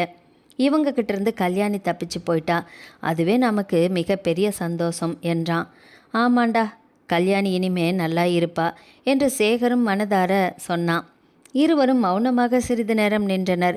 வெளியுலகத்துக்கு அவர்கள் தங்கையின் மீது பாசமே இல்லாதவர்கள் போல தோன்றியிருக்கலாம். ஆனால் உண்மை அதுவல்ல. தங்கள் மனைவிகளின் பொறாமை குணம் நன்றாக தெரிந்திருந்ததால் தான் தாய் தந்தை தங்கை மீது வைத்திருந்த அன்பை வெளியில் காட்டாமல் மனதிற்குள்ளேயே புதைத்து வைத்து வாழ்ந்தார்கள். அவர்களின் மௌனத்தை அனைவருமே தவறாக புரிந்து கொண்டாலும் அந்த 2 சகோதரர்களின் இதயத்தில் கல்யாணிக்கென்று இருந்த பாசம் மட்டும் ஒரு நாளும் குறைந்திருக்கவில்லை. அந்த அன்பை வெளிப்படுத்த முடியாமல் வாழ்ந்த அவர்கள் உண்மையிலேயே பாவப்பட்ட ஜீவன்கள்தான். அந்த இரவு தங்கள் அறைக்குள் அமைதியாக அமர்ந்திருந்தனர் ராமநாதனும் கற்பகமும். வீடு முழுவதும் அமைதியாக இருந்தாலும் இருவரின் மனதில் மட்டும் எண்ணங்கள் ஓயாமல் ஓடிக்கொண்டிருந்தன. சிறிது நேரம் அமைதிக்கு பிறகு கற்பகம் மெதுவாக பேச ஆரம்பித்தாள். என்னங்க, நம்ம பொண்ணு நல்ல இடத்துல கல்யாணம் பண்ணிக்கிட்டு போயிட்டா, அதை நினைக்கும் போது எனக்கு ரொம்ப மனநிறைவாக தான் இருக்குது. எங்கள் கல்யாணமே ஆகாமல் காலம் புற இந்த வீட்லேயே இருந்து நம்ம மருமகள் கிட்ட அவள் கஷ்டப்பட வேண்டி இருக்குமோன்னு தினம் தினம் பயந்துக்கிட்டே இருந்தேன்.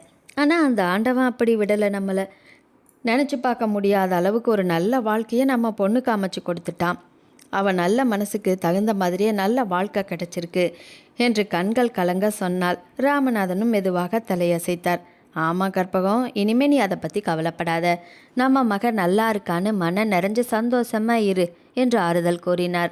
கற்பகம் ஒரு பெருமூச்சு விட்டார். மகளை பொறுத்த வரைக்கும் மன நிறைவாதாங்க இருக்குது. ஆனால் நம்ம மகனுங்களுக்கு தான் நம்ம மேலே சுத்தமாக பாசமே இல்லையேங்க. மருமகளுங்க பேசுகிற பேச்சையெல்லாம் கேட்டுக்கிட்டு நம்மளையே வெறுக்கிற மாதிரிலாம் நடந்துக்கிறானுங்க. கல்யாணி மேலேயும் அவங்களுக்கு பாசம் இல்லை. எப்படியாவது எவனுக்காவது கல்யாணம் பண்ணி இந்த வீட்டை விட்டே துரத்திடணுன்னு தானே இந்த கல்யாணத்துக்கு அவ்வளவு அவசரப்பட்டாங்க. ஆனால் வந்த வரன் இவ்வளவு நல்ல வரனாக இருப்பாங்கன்னு அவங்களுக்கே தெரியல போல என்று வேதனையோடு சொன்னாள். ராமநாதன் சுவரை வெறித்து பார்த்தபடியே மெதுவாக பேசினார். ஆமாம் கற்பகம், நாம் கொடுத்து வச்சது அவ்வளவுதான். நம்ம மேலே உயிரையே வச்சுருந்த மகளை கல்யாணம் பண்ணி இன்னொரு வீட்டுக்கு அனுப்பிட்டோம். இப்போ நம்ம மேலே பாசமே இல்லாத பசங்கக்கிட்ட இடி சோறு வாங்கி திங்க வேண்டிய நிலைமையில் நாம் உட்காந்துட்ருக்கோம். என்ன செய்ய முடியும்? எனக்கு வர பென்ஷன் பணத்தை மட்டும் வச்சு 2 பேராலையும் தனியாக நல்லபடியாக வாழவும் முடியாது. இவங்களோட தயவை எதிர்பார்த்து தான் வாழ வேண்டி இருக்குது. நம்ம தலையெழுத்து அப்படி இருக்குது என்று வருத்தத்துடன் சொன்னார். அந்த வார்த்தைகளை கேட்ட கற்பகத்தின் கண்களில் மீண்டும் கண்ணீர் துளித்தது. பேசாமல் கணவனின் கையை மட்டும் இறுக பற்றி கொண்டார். அந்த வயதில் அவர்களுக்கு இருந்த ஒரே ஆறுதல் ஒருவருக்கொருவர் துணை மட்டுமே. திருமணமாகி 3 மாதங்கள் உருண்டோடிவிட்டது. அந்த 3 மாதங்களில் கல்யாணியின் வாழ்க்கை முழுவதுமாக மாறிப்போயிருந்தது. அன்பு மட்டுமே நிறைந்த அந்த வீட்டில் அவளுடைய முகத்திலும் இப்போது நிரந்தரமான புன்னகை குடியேறியிருந்தது. அந்த ஞாயிற்றுக்கிழமை காலை ராமநாதன் வீட்டு வாசலில் ஒரு கார் வந்து நின்றது. கற்பகம், யாரோ வந்திருக்காங்க பாரு என்று ராமநாதன் சொல்லிக்கொண்டே வாசலுக்கு வந்தார். காரிலிருந்து முதலில் இறங்கியது கீர்த்தனா. தாத்தா என்று கத்திக்கொண்டே ஓடி வந்து ராமநாதனின் கால்களை கட்டி கொண்டாள். அடடே, என் செல்லக்குட்டி வந்துட்டாளா என்று அவளை தூக்கி கொஞ்சினார் ராமநாதன். அடுத்ததாக லட்சுமி அம்மாள் இறங்க அவருக்கு பின்னால் ராகவனும் கல்யாணியும் கையில் பழக்கூடைகளோடு இனிப்பு பெட்டிகளுமாக இறங்கி வந்தார்கள். அவர்களை பார்த்த கற்பகத்தின் முகம் மலர்ந்து போனது. வாங்கம்மா, வாங்க மாப்பிள்ளை என்று மகிழ்ச்சியோடு உள்ளே அழைத்துச் சென்றார். அனைவரும் ஹாலில் அமர்ந்ததும் லட்சுமி அம்மாள் தன் கையில் இருந்த இனிப்பு பெட்டியை ராமநாதனிடம் கொடுத்தார். முதல்ல ஸ்வீட் எடுத்துக்கோங்க என்று புன்னகையுடன் சொன்னார். என்னம்மா விசேஷம் என்று புரியாமல் கேட்டார் ராமநாதன். லட்சுமி அம்மாள் கல்யாணியை பார்த்து சிரித்தார். கல்யாணியோ வெட்கத்தில் தலை குனிந்து நின்றாள். ராகவன் மெல்ல சிரித்தபடி, மாமா, நீங்கள் தாத்தா ஆக போறீங்க என்று சொன்னான். ஒரு கணம் ராமநாதனுக்கும் கற்பகத்துக்கும் அந்த வார்த்தையே புரியவில்லை. என்ன என்று இருவரும் ஒரே நேரத்தில் கேட்டனர். ஆமாங்க என்று லட்சுமி அம்மாள் மகிழ்ச்சியோடு சொன்னார். கல்யாணி மாசமா இருக்கா. அந்த ஒரு வார்த்தை போதுமே கற்பகத்தின் கண்களில் ஆனந்த கண்ணீரை பெருக்கியது. உண்மையாகவாம்மா என்று நடுங்கிய குரலில் கேட்டவர் மகளின் அருகே ஓடி வந்து அவளது முகத்தை இரு கைகளாலும் தாங்கி கொண்டார். என் கண்ணே என்று சொல்லிக்கொண்டே நெற்றியில் முத்தமிட்டார். ராமநாதனின் கண்களும் கலங்கி போனது. அவர் ராகவனின் கைகளை பிடித்து கொண்டு, ரொம்ப சந்தோஷமா இருக்குது மாப்பிள்ளை என்று உணர்ச்சி வசத்தோடு சொன்னார். எங்களுக்கு இதைவிட பெரிய சந்தோஷம் வேற எதுவுமே இருக்க முடியாது என்றார். நீங்க தாத்தா, நானும் பாட்டி என்று கற்பகம் சிரித்தபடியே கண்ணீரை துடைத்து கொண்டார். அந்த வீட்டில் நீண்ட நாட்களுக்கு பிறகு அத்தனை மகிழ்ச்சியும் ஒரே நேரத்தில் நின்றிருந்தது. கீர்த்தனா உடனே கல்யாணியின் மடியில் ஏறி அமர்ந்து, அம்மா, எனக்கு பாப்பா வரப்போகுது என்று ஆச்சரியமாக கேட்க அவளை அணைத்து கொண்டாள் கல்யாணி. ஆமாடா செல்லம் என்று சிரித்தாள். எனக்கு தம்பி வேணும் என்று கீர்த்தனா சொல்ல, இல்லை பாப்பா வேணும் என்று ராகவன் குறும்பாக சொல்ல, இல்லை எனக்கு தம்பி தான் என்று கீர்த்தனா உதட்டை சுளித்தாள். அதை கேட்ட அனைவருமே மனம் திறந்து சிரித்தனர். அந்த சிரிப்பில் பல மாதங்களாக இருந்த காயங்கள், கவலைகள் கரைந்து காணாமல் போனன. ராமநாதன் கல்யாணியின் தலையை வருடியபடியே, நீ எப்பவும் இப்படியே சந்தோஷமா இருக்கணும்டா, இறைவன் உனக்கு எல்லா நலமும் கொடுக்கணும் என்று மனமாற ஆசீர்வதித்தார். அந்த நொடியில் தங்கள் மகளின் வாழ்க்கைக்காக தினமும் கண்ணீர் வடித்த அந்த இரு பெற்றோரின் கண்களிலும் முதல் முறையாக முழுமையான ஆனந்த கண்ணீர் மட்டுமே வழிந்தது. வீட்டில் இருந்த மகிழ்ச்சியான சூழ்நிலையை ஓரமாக நின்று அமைதியாக பார்த்து கொண்டிருந்தார்கள் தேவியும் சாந்தியும். ராமநாதனும் கற்பகமும் ஆனந்தத்தில் திளைத்து கொண்டிருக்க, ராகவனும் லட்சுமி அம்மாளும் புன்னகையோடு பேசி கொண்டிருக்க, கீர்த்தனா நான் அக்காவாக போகிறேன் என்று குதூகலித்து கொண்டிருக்க, ஆனால் அந்த மகிழ்ச்சியில் கலந்து கொள்ள முடியாமல் 2 மனங்கள் மட்டும் அங்கே நின்று வெந்து கொண்டிருந்தது. தேவிக்கும் சாந்திக்கும். திருமணமாகி தேவிக்கு 3 வருடங்கள் ஆனது. இன்னும் குழந்தை பேறு அமையவில்லை.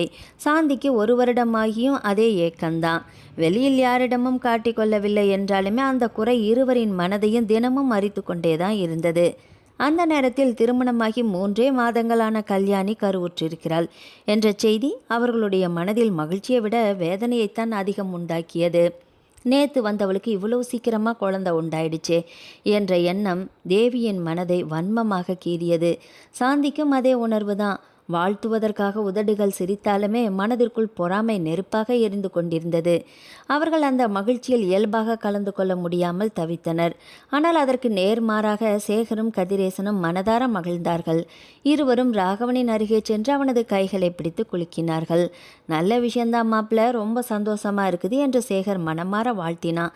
கதிரேசனும் புன்னகையுடன், வாழ்த்துக்கள் மாப்பிள்ள, இதை விட நல்ல செய்தி வேற என்ன இருக்க முடியும், நீங்களும் கல்யாணியும் எப்பவும் இப்படியே சந்தோஷமா இருக்கணும் என்று வாழ்த்தினான்.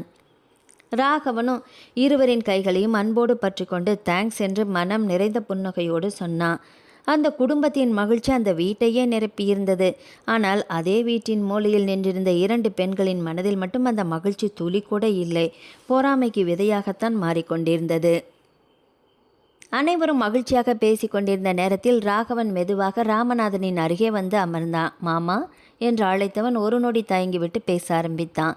நீங்களும் அத்தையும் இனிமே எங்க கூட தான் இருக்கணும் என்றான். அவனது வார்த்தைகளை கேட்ட ராமநாதன் அதிர்ச்சியோடு அவனை பார்த்தார். கல்யாணி இப்போ உண்டாகிட்டா இனிமே அவளால் அடிக்கடி இங்கே வர முடியாது. அவளுக்கு இந்த நேரத்தில் அம்மாவும் அப்பாவும் கூடவே இருக்கணும் அம்மா. குழந்தை பிறக்கிறது, அதை பார்த்துக்கிறது, வளர்க்குறது, இது எல்லாத்துக்கும் நீங்கள் 2 பேரும் அவ கூட இருந்தால் எனக்கும் மன நிம்மதியாக இருக்கும். அதனால் நீங்கள் எங்களோட வீட்டுக்கே வந்துடுங்க மாமா என்று மனதார கேட்டான். அவன் பேச்சை முடிப்பதற்குள் ராமநாதன் பதறிப்போய் கையை அசைத்தார். ஐயோ மாப்பிள்ள, அதெல்லாம் வேண்டாம், சரிப்பட்டு வராது.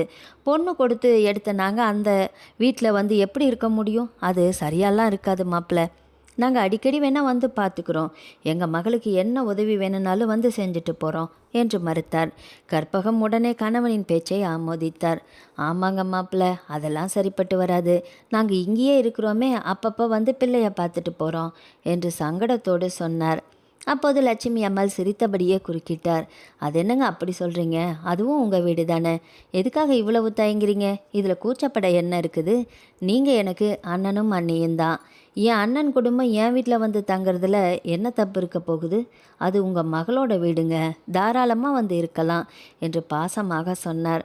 பிறகு கற்பகத்தின் கைகளை பிடித்து கொண்டு, எனக்கும் வயசாயிடுச்சுல்ல, பேச்சு துணைக்கு நீங்களும் இருந்தால் நல்லா இருக்குமில்ல, கல்யாணியையும் பத்திரமா பார்த்துக்கலாம். நாம் குழந்தை பிறக்க போகுது, எவ்வளவு பொறுப்பு இருக்குது.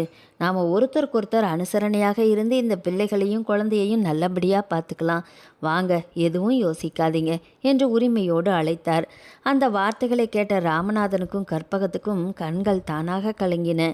என்ன மாதிரி மனிதர்கள் இவர்கள், எவ்வளவு உயர்ந்த மனது என்று இருவரும் மனதிற்குள் எண்ணிக்கொண்டனர். என்ன பதில் சொல்வது என்று தெரியாமல் ஒருவரை ஒருவர் பார்த்து கொண்டனர். பிறகு சேகரையும் கதிரேசனையும் பார்த்தனர். சேகர் உடனே புன்னகைத்தபடி, அவங்க தான் இவ்வளவு தூரம் சொல்கிறாங்கல்லப்பா, போயிட்டு வாங்க, கொஞ்ச நாள் கூடவே இருங்க. கல்யாணிக்கு குழந்தை பிறந்து கொஞ்சம் வளர்ந்ததுமே திரும்ப இங்கே வந்துடுவீங்களாம் என்று சொன்னான். கதிரேசனும், ஆமாம்ப்பா, இதையே யோசிக்க வேண்டாம், நீங்களும் போய் கல்யாணியோடையே இருங்க என்று சம்மதித்தான். அதற்கு மேல் மறுக்க மனம் வரவில்லை. ராமநாதனும் கற்பகமும் ஒருவரை ஒருவர் பார்த்துவிட்டு மெதுவாக சம்மதித்தனர். அன்றே சில துணிமணிகளை எடுத்துக்கொண்டு ராகவன், கல்யாணி, லட்சுமி அம்மாள் ஆகியோரோடு கிளம்ப தயாரானார்கள்.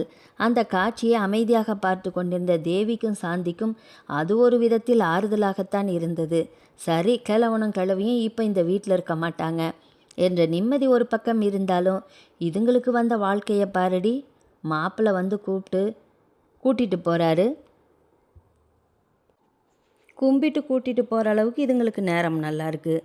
எவ்வளவு மரியாதை, எவ்வளவு வசதி என்ற பொறாமை இன்னொரு பக்கம் அவர்களை உள்ளுக்குள் எரித்தது. அந்த மாதிரி வாழ்க்கை தங்களுக்கு கிடைக்கவில்லையே என்ற ஏக்கமும் இருவரின் மனதிலும் சொல்ல முடியாத கசப்பாக படிந்து கொண்டே போனது. அன்று இரவு வழக்கம் போல மொட்டை மாடியில் நடைப்பயிற்சி செய்து கொண்டிருந்தார்கள் சேகரும் கதிரேசனும். இரவு காற்று இதமாக வீசியது. இருவரின் மனமும் நீண்ட நாட்களுக்கு பிறகு சற்றே இலகுவாக இருந்தது. மொட்டை மாடியை சுற்றி சுற்றி நடந்தபடியே சேகர் திடீரென்று சிரித்தான். டே தம்பி, கதிரேசா என்று அழைத்தான். என்னன்னா என்று கதிரேசன் திரும்பி பார்த்தான். நம்ம வீட்டுக்கு நல்ல காலம் பிறந்துருச்சுன்னு நினைக்கிறேன்டா என்று சேகர் பெருமூச்சு விட்டபடியே சொன்னான். நம்ம அப்பா அம்மா நம்ம ராட்சச மனைவிக்கிட்டேருந்து தப்பிச்சிட்டாங்கல்ல, நல்ல வேலை. அன்பான தங்கச்சி குடும்பத்தோடு போய் செட்டில் ஆயிட்டாங்க. அவங்களாவது இனிமேல் நிம்மதியாக இருக்கட்டும். நம்ம பொழப்பு தான் இப்படி, காலம் பூரா ஜால்ரா தட்ட வேண்டிய பொழப்பா ஆயிடுச்சுல்ல என்று கசப்பாக சிரித்தான். அந்த சிரிப்புக்குள் எவ்வளவோ வேதனை புதைந்து கிடக்கிறது என்பதை கதிரேசனும் நன்றாகவே உணர்ந்திருந்தான். ஆமாண்ணா என்று மெதுவாக தலையசைத்தான். இவங்களுக்கு காலம் பூரா ஜால்ரா தட்டியே நம்ம வாழ்க்கை வீணாக போயிடும் போல இருக்குது. பாவம் நம்ம அம்மா அப்பா இத்தனை வருஷம் இன்னும் எவ்வளவு கஷ்டப்பட்டிருப்பாங்க. அதிலிருந்து அவங்களுக்கு ஒரு விடுதலை கிடைச்சதே பெரிய சந்தோஷம் தானே. இனிமேல் அவங்க நிம்மதியாக இருப்பாங்க என்று மனம் நெகிழச் சொன்னான். சேகர் வானத்தை நோக்கி பார்த்தான். ஆமாண்டா, அவங்க நிம்மதியாக இருந்தால் அதுவே நமக்கு போதும் என்றான். இருவரும் சில நொடிகள் எதுவும் பேசவில்லை. அமைதியாக வானத்தில் மின்னிய நட்சத்திரங்களையே பார்த்தபடி நின்றனர். தங்களுடைய வாழ்க்கையில் எத்தனை குறைகள் இருந்தாலும் தாய், தந்தை, தங்கை மூவரும் நிம்மதியாக வாழ்கிறார்கள் என்ற ஒரு எண்ணமே அந்த இரு சகோதரர்களின் மனதில் அளவில்லாத ஆறுதலை கொடுத்தது. அந்த இரவு பல வருடங்களாக மனதில் சுமந்து கொண்டிருந்த ஒரு பாரம் இறங்கிவிட்டது போல அந்த அண்ணன் தம்பிகள் இருவரும் நீண்ட நாட்களுக்கு பிறகு மனம் நிறைந்து அமைதியாக உணர்ந்தார்கள். நாட்கள் இறக்கை கட்டி கொண்டு பறந்தன. கல்யாணியின் கர்ப்ப காலம் மகிழ்ச்சியாக நகர்ந்தது. அவள் கருவில் வளரும் குழந்தையை விட அவளைத்தான் ராகவனும் லட்சுமி அம்மாளும் ராமநாதனும் கற்பகமும் கண்ணும் கருத்துமாக பார்த்து கொண்டிருந்தார்கள். 9ஆம் மாதம் தொடங்கியதுமே லட்சுமி அம்மாள் தன் மருமகளுக்கு வளைகாப்பை மிகவும் விமர்சையாக நடத்த முடிவு செய்தார். சொந்த பந்தங்கள், நண்பர்கள், தொழில் வட்டாரத்தைச் சேர்ந்தவர்கள் என்று அனைவருக்கும் அழைப்பு விடுக்கப்பட்டது. அண்ணா நகரிலிருந்து அந்த பிரம்மாண்டமான பங்களா அன்றைய தினம் திருவிழா கோலம் பூண்டிருந்தது. வாசல் முழுவதும் மாவிலை தோரணங்கள், வண்ண மலர் அலங்காரங்கள், விளக்குகள். வீட்டின் ஒவ்வொரு மூலையும் பண்டிகை கொண்டாட்டத்தைப் போல ஜொலித்தது. கூப்பிடும் குரலுக்கு வேலையாட்கள் ஓடி வந்தனர். சமையல் முதல் விருந்தோம்பல் வரை அனைத்துமே குறைவில்லாமல் நடந்தது. ராணியைப் போல அலங்கரிக்கப்பட்ட மேடையில் அமர்ந்திருந்தாள் கல்யாணி. பட்டு சேலையில் தேவதையைப் போல ஒளிர்ந்த அவளை பார்த்த ராமநாதனும் கற்பகமும் கண்கள் நிறைந்து போயினர். அந்த நேரத்தில் லட்சுமி அம்மாள் தன் கையில் இருந்த வெல்வெட் பெட்டியை திறந்தார். அதிலிருந்து 2 ஜோடி வைர வளையல்களை எடுத்தவர் அனைவரின் முன்னிலையிலும் கல்யாணியின் கைகளில் அணிவித்தார். இது என் மருமகளுக்கு என்று பெருமிதத்தோடு சொல்ல அங்கிருந்த அனைவரும் கைத்தட்டி வாழ்த்தினர். கல்யாணியின் கண்களில் ஆனந்த கண்ணீர் வழிந்தது. ஒரு காலத்தில் இந்த பெண்ணுக்கு கல்யாணம் ஆகுமா என்று ஏங்கிய அதே பெண்ணுக்கு இன்று இவ்வளவு மரியாதையும் அன்பும் பெருமையும் கிடைத்திருந்தது. அதை பார்த்த ராமநாதனும் கற்பகமும் மனம் நிறைந்து இறைவனுக்கு அமைதியாக நன்றி கூறிக்கொண்டிருந்தனர். அதே நேரத்தில் தேவியும் சாந்தியும் அந்த காட்சியை அமைதியாக பார்த்து கொண்டிருந்தனர். ஒரு காலத்தில் கல்யாணிக்கு கிடைக்கக்கூடாது என்று நினைத்த ஒவ்வொரு சந்தோஷமும் இன்று அவளை தேடி வந்து கொண்டிருந்தது. அவர்கள் மனதில் இருந்த பொறாமை மட்டும் நாளுக்கு நாள் அதிகரித்து கொண்டே போனது. கல்யாணி இப்படி ஒரு வாழ்க்கை வாழ்வாள் என்று அவர்கள் கனவிலும் நினைக்கவே இல்லை. வளைகாப்பு முடிந்து 1 மாதம் கடந்த நிலையில் 10வது மாதத்தில் கல்யாணி அழகான ஆண் குழந்தையை பெற்றெடுத்தாள். அந்த செய்தி அந்த குடும்பம் முழுவதையும் ஆனந்த கடலில் மூழ்கடித்தது. கீர்த்தனா தம்பியை தூக்கி கொள்ள போட்டி போட்டாள். இது ஏன் தம்பி என்று பெருமையோடு அனைவரிடமும் சொல்லிக் கொண்டிருந்தாள். ராகவனின் மகிழ்ச்சிக்கோ அளவே இல்லை. லட்சுமி அம்மாளின் கண்களில் ஆனந்த கண்ணீர் மட்டுமே வழிந்தது. ராமநாதனும் கற்பகமும் தங்கள் பேரனை தூக்கி கொஞ்சிய போதும் வாழ்க்கையில் இதைவிட பெரிய சந்தோஷம் வேறு எதுவுமே இல்லை என்று உணர்ந்தார்கள். அதன் பிறகு ராமநாதனும் கற்பகமும் மீண்டும் பழைய வீட்டுக்கு திரும்பவே இல்லை. லட்சுமி அம்மாளின் வற்புறுத்தலின் பேரில் ராகவன் கல்யாணியோடு நிரந்தரமாகவே அந்த வீட்டில் தங்கிவிட்டார்கள். அந்த வீடு இனி ஒரு குடும்பமாக மாறியிருந்தது. கீர்த்தனாவை தன் முதல் மகளாகவே எண்ணி வாழ்ந்தாள் கல்யாணி. ஒரு நாள் கூட அவளுக்கு தான் மாற்றாந்தாய் என்ற எண்ணம் அவள் மனதில் தோன்றவே இல்லை. தம்பியை தூக்கி கொண்டு நிற்கும் கீர்த்தனாவை பார்த்த ஒவ்வொரு முறையும் என் 2 குழந்தைகள் என்றுதான் பெருமையோடு அறிமுகப்படுத்துவாள் அனைவருக்கும்.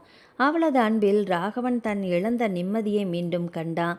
லட்சுமி அம்மாள் தன் மகளை பெற்ற மகிழ்ச்சியை உணர்ந்தார். ராமநாதனும் கற்பகம் தங்கள் முதுமையை மறந்து சந்தோஷமாக வாழ்ந்தார்கள். ஒரு வீட்டை வீடாக மாற்றுவது வசதியோ பணமோ அல்ல, அங்கே வாழும் மனிதர்களின் அன்புதான் என்பதை கல்யாணி தினம் தினம் நிரூபித்து கொண்டே இருந்தாள். பிறருக்கு நல்லதையே நினைத்த அவளுக்கு இறைவன் நல்லதையே திருப்பி கொடுத்தான். அன்பை விதைத்தவள் அன்பையே அறுவடை செய்து மன நிறைவான வாழ்க்கையை வாழ்ந்தாள். அழகு என்பது உடலில் இல்லை, மனதில்தான் இருக்கிறது என்பதை தன் வாழ்க்கையால் நிரூபித்து காட்டியவள் கல்யாணி. வெளிப்புற அழகு காலத்தால் மாறலாம், ஆனால் அன்பும் கருணையும் நல்ல மனமும் கொண்ட மனிதர்களின் அழகு என்றும் அழியாது. கல்யாணியின் நிறம் கருப்பாக இருந்தது, ஆனால் அவள் மனம் வெள்ளையாக இருந்தது. தேவியும் சாந்தியும் நிறத்தில் வெள்ளையாக இருந்தார்கள், ஆனால் அவர்களின் மனம் பொறாமையால் கருத்து போயிருந்தது. பிறர் வாழ்க்கையை கெடுத்த நினைத்தவர்கள் தங்கள் மன நிம்மதியையே இழந்தார்கள். பிறர் வாழ்க்கையை வாழ வைக்க நினைத்த கல்யாணி தன் வாழ்க்கையையும் அழகாக்கி கொண்டாள். நாவல் முடிவடைந்தது. ஆதரவளித்த அனைத்து உள்ளங்களுக்கும் நன்றி. மீண்டும் அடுத்த ஒரு நாவல் பதிவில் சந்திக்கலாம். வணக்கம்.